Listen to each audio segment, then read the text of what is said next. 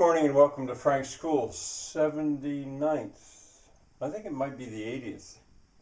That's the 80th day of the 7th year first video. Uh,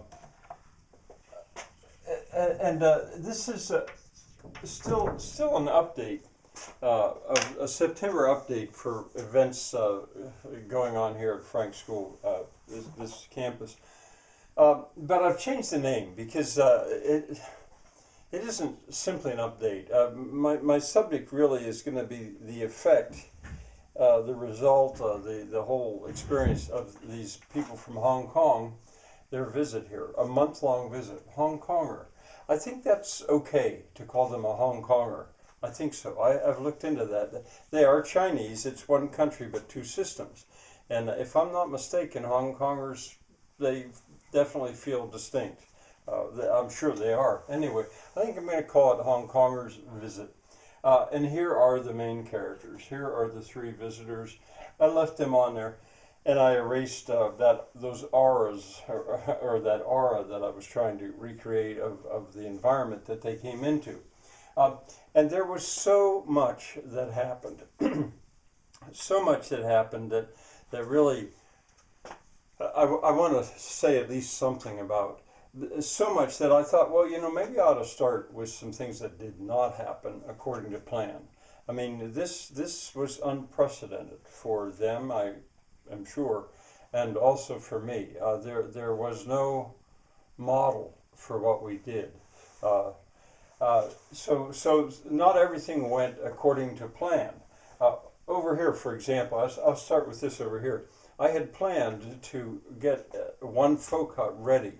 Now that would have been very crowded sleeping quarters, but they would have had a folk hut that was their own. As I say, very, very crowded.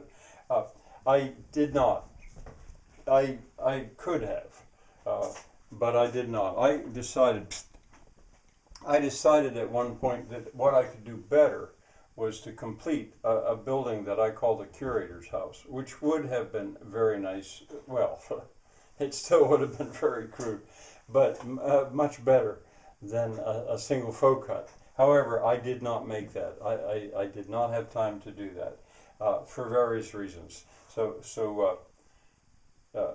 various reasons that actually aren't really worth going into now. Also, the latrine, to solve the problem of their bathroom facilities and stuff, and even a bathhouse. Those were things I was working on and I had hopes for. I did not make it, so they were not ready. One of the reasons, though, that I stopped on these, because this dilemma was solved by a neighbor. They stayed at Hospitality Spring Farms, or Hospitality Spring Farm, I think is the whole name of it, which would be worth looking at. I'd really like to give them a plug. If I have before. Hospitality Spring Farm. Nelson Farrow and his family, they have an amazing farm over there, and they use a guest house, you might say, a guest room there. That was where the walking to and from was. Now that developed after the first three or so days, and that given that this wasn't absolutely essential. So anyway, that was before. Well, that was one matter. Other things not done. Well, the older boy, one of the first things he said when he got off the bus and I met him was, where could he get steak?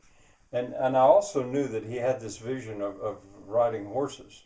Well, I do have a horse, and she's old, and at one point I gave him a chance to get on her so I could lead her a little bit. But, he said at one point, well, where does one do that? And I said, Texas. That's not the world that he'd come into. But he had this vision of, I think, eating steak, a lot of steak, American, the concept of what are Americans like? Well, they ride around on horseback and shoot guns and eat steak. There was some of that on Thomas's part. He did get to eat some steak, but he rejected my offer to walk around on a horse. He was actually afraid of it finally. I had mentioned they could go to Washington. Washington would have been a day trip, and that could have been arranged. But that wasn't actually part of King's plan. He was not coming. He was not coming and bringing his sons to the United States to see what tours would normally go. He wanted them to see a farm. He wanted them to see what it was like to live on a farm. He wanted them to have it a little bit rough, and he wanted me to be their teacher. So, although I put a question mark because I'm not sure that was ever really planned, I just told them that if they really wanted to, we could find a way to do that. They King wanted his boys every day to study Chinese online. He has a tutor for them. That did not work because for several reasons. Now, I didn't know that when they came. That was going to involve, we made it happen for a little bit, but it's largely spoken Chinese, and so it filled the area around with Chinese being speaking quite loudly and repeatedly. But it worked here a little bit. But then when he got over to the Faroes, where they were staying, at that point there was no, I guess you call it. Oh, I can't think of what the term is. The internet did not reach there. So what Thomas did instead was he took over the teaching of Chinese because he really wanted his sons to have this hour of Chinese every day. And see, that was one of the things I did not actually know that was coming. Gardening. Well, they did actually start a little bit of a garden, which is going to be, I'm quite excited about it. They didn't plant anything in it, but they started to get it ready. And I had an opportunity to show them how I garden, and it'll stay there as an example to be able to show you how I garden. I'm sort of excited about that. But gardening on a big scale, which the manpower was there. We could have done it, but there were other things to do really, and I just decided I would let that go. So we didn't do gardening. Now finally, violin practicing. That was, I don't think I knew also that King wanted his sons to practice violin for an hour a day.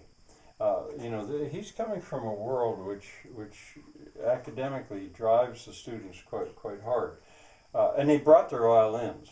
Well, I was initially very excited about that, because they both play violin very well. Thomas remarkably well, but to practice for an hour. Once again, this is a farm. And I think in a way there was just too much other stuff going on. It wasn't happening. They weren't getting their music out, and they weren't practicing. I would not have minded, and my son might not have cared for it, but I would not have minded hearing violin being practiced, for 2 hours a day if that had happened. The world they live in with concrete, high-rise apartments and thick walls and stuff, it really wouldn't matter, I don't think, what the neighbor was doing. But here it would have filled a lot of the farm with the sound of violin playing. But it didn't happen. However, their violin playing was so good that I undertook to be their teacher for a while, to coach them to play together and with me. And that, at first, was wonderful because we played in the church. They took their violins to the church that I normally attend and played along with the hymns. The older boy, Thomas, played. Now, I'm not an instrumental teacher. I've got quite a history of choral music, leading choral music, and I was using Handel's Messiah. O come unto him, all ye who labor, was a slow piece, an aria from Messiah, and he played that one Sunday before church, and then Rejoice greatly, O daughter of Zion. Another aria from Handel's Messiah, much faster, and Thomas played that. I butchered it on the piano because I'm just not that good of a pianist. But eventually even that stopped. Because, I guess you would have to say, because of the interpersonal relationships. It came to a point that it wasn't fun. That making music was not being done for the joy of it, or for the joy of that it could give to other people. As the people in my church, they got great joy out of hearing these boys play. But it began to be too much of an effort. you know, and my experience with that was if it would come to that point, well, we just have to let it go, you know. You don't force music. So that did not, the violin part did not work as planned. However, having listed those, I will now gradually go over to these things that happened beyond what was planned.